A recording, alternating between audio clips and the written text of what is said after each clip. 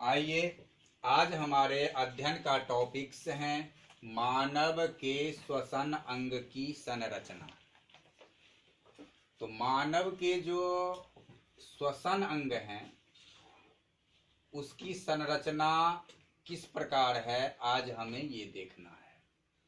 तो पहले हम देखते हैं कि मनुष्य का श्वसन अंग कौन कौन है, जिस अंगों से मिलाकर श्वसन तंत्र का निर्माण होता है।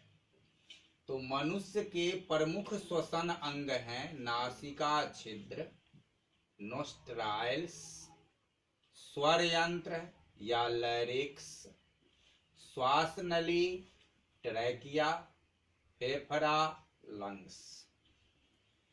तो हम इसे देखें इस फिगर की सहायता से कि ये अंग कहाँ कहाँ किस रूप में होते हैं। तो सबसे पहले जो नासिका छिद्र है वह जो हमारे शरीर का मुख द्वार है, जहाँ से मुख गुहा शुरू होता है, जिसके बारे में हम पाचन तंत्र के अंतर्गत पढ़े हैं कि उसमें जीभ, लार ग्रंथियां, दांत, गर्शनी, ये सब अनेक अंग होते हैं। तो इस मुख गुहा के ठीक ऊपर दो ऐसे गोलाकार छिद्र होता है। चूंकि हम एक साइड से इस तस्वीर को देख रहे हैं तो हमारे अपोजिट साइड के हुए गोला नहीं दिखाई पड़ रहे हैं चित्र में। तो ये जो गोला है इसे हम कहते हैं वाहिनासिका छिद्र। वाहिनासिका छिद्र, इसी छिद्र के द्वारा वातावरण से हवा हम अंदर सांस के रूप में खींचते हैं। ये दो छिद्र हैं। दोनों छिद्र जो आगे प्रवेश करता है उसे कहते हैं नासिकावैस्म। तो इस तरह दो नासिका छिद्र है। ये दोनों नासिका छिद्र दो नासिकावैस्म में खुलता है और इन दोनों नासिकावैस्म को ये इसके बीच से ऐसे हम डॉट से दिखावें तो एक ऊंची लंबवत अस्थि की बनी हुई पट्टी होती है। अस्थि माने हड्डी की बनी हुई पतली हड्डी है कि बनी हुई एक पट्टी होती है जिसे हम नासा पट्टी कहते हैं। और ये जो हमारा छिद्र है जो कि पीछे वाले और आगे वाले नासिका छिद्र को अलग करेगा, इस पट्टी का हम नाम देते हैं नासा पट्टी। तो नासा पट्टी दोनों नासिका वैस्म को एक दूसरे से अलग करती है। नासा पट्टी अस्थि की बनी होती है। ये सब एक नंबर प्रश्न में आ सकता है कि नासा पट्टी का निर्माण किससे होता है। अब हमको वहां अस्थि दे दिया, उपास्थि दे दिया, या फिर तुम्हें मांस दे दिया या रक्त दे दिया, तो हमें अस्थि पर चिन्ह लगाना है कि नासा पट्टी अस्थि का बना होता है। अब देखो, ये नासा पट्टी द्वारा अलग हुए जो नासिका वैस्म है, वे नासिका वैस्म जब गर्शनी के नजदीक आता है, हमने मुख गुहा में गर्शनी को पढ़ा है, तो गर्शनी में दो छिद्र होते हैं, निगल द्वार और कंठ द्वार। तो निगल द्वार से तो ये भोजन चबाया हुआ जाता है और कंठ द्वार के नजदीक जाकर के ये नासिका वैस्म कंठ द्वार से जुड़ा होता है और उस कंठ द्वार से इस तरीका से जुड़ा होता है यहाँ, और इससे इधर हवा जो है इसमें प्रवेश करता है। जब यह इसमें नीचे की ओर उतरता है तो हमारा दूसरा यंत्र मिलता है स्वर यंत्र, लैरिक्स। और यह जो देखो ऐसे जो हम बनाए हैं एक सीटी की तरह की संरचना, यही हमारे स्वर यंत्र हैं। और इस स्वर यंत्र में हवा प्रवेश करती है। स्वर यंत्र में श्वसन क्रिया की कोई खास क्रियाएं प्रक्रियाएं नहीं होती है। वह हवा आगे बढ़ जाता है और हवा तब चला आता है श्वास नली में। यह श्वास नली एक लंबी नली है। देखो ये यहाँ से लेकर के ऐसे यहाँ इतना लंबी नली है। ये श्वास नली जो है यह 16 मिलीमीटर व्यास का गोलाकार नली है। यानी ऐसे एक पाइप की तरह नली होता है जिसका व्यास 16 मिलीमीटर है और इसकी लंबाई जो है वह लगभग 11 सेंटीमीटर होता है। लंबाई 11 सेंटीमीटर और व्यास 16 मिलीमीटर होता है श्वास नली के लिए। ये श्वास नली यहाँ जो हम इसको देख रहे हैं यह एक अपूर्ण रिंग है, वलय है। और यह अपूर्ण वलय जो है यह अपूर्ण वलय का मतलब हुआ जो ऐसे पूरा ऐसे रिंग बन गया दोनों ओर से मिलाकर, इसे हम रिंग कहते हैं। और हाफ यदि हुआ, हाफ कटा है, इसी को हम अपूर्ण कहते हैं। तो अपूर्ण वलय है, रिंग है और यह अपूर्ण वलय से पूरे लंबाई में सजे होते हैं।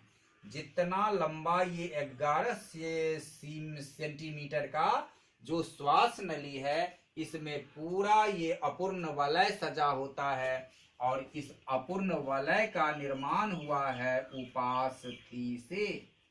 अस्थि के बाद उपास्थि होता है जो अस्थि इतना कठोर नहीं लेकिन उसमें करापन रहता है, मांस की तरह मुलायम भी नहीं होता है। तो ये सभी अपूर्ण वलय से सजे हुए हैं श्वास नली। क्यों सजे हैं? इसलिए कि जब हवा श्वास नली से निकल जाता है, निकलेगा तो श्वास नली कहीं पिचक ना जाए।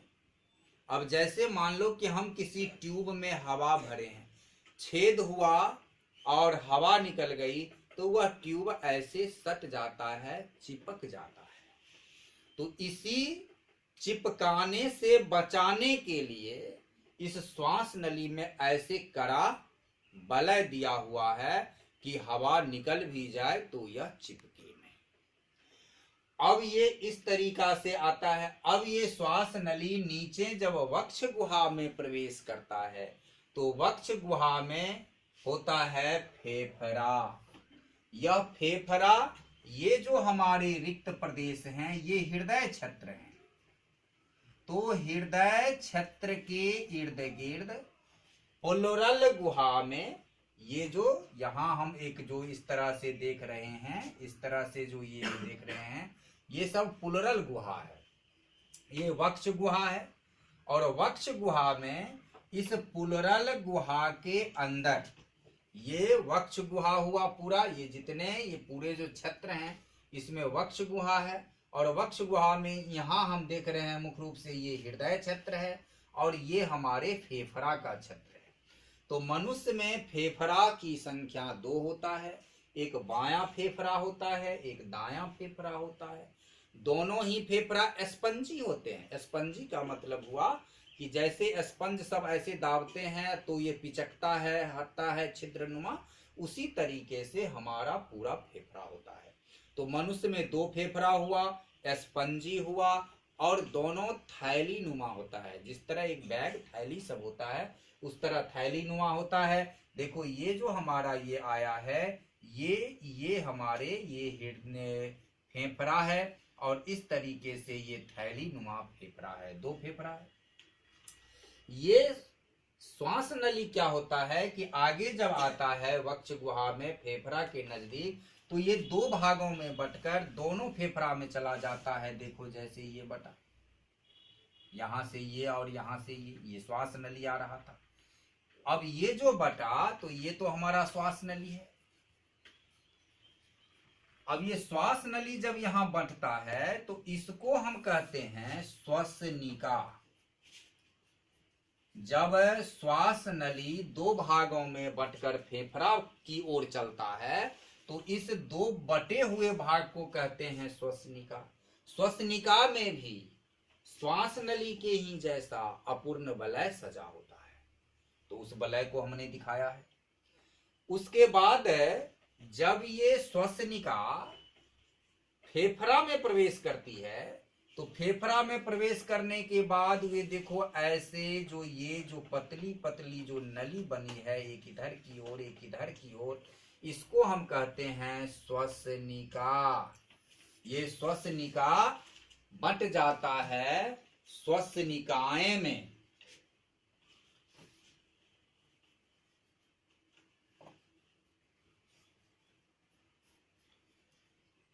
ये श्वसनिका विभाजित होकर के बंट गया श्वसनिकाओं में, और इस तरीके से ये श्वसनिका ऐसे बटा।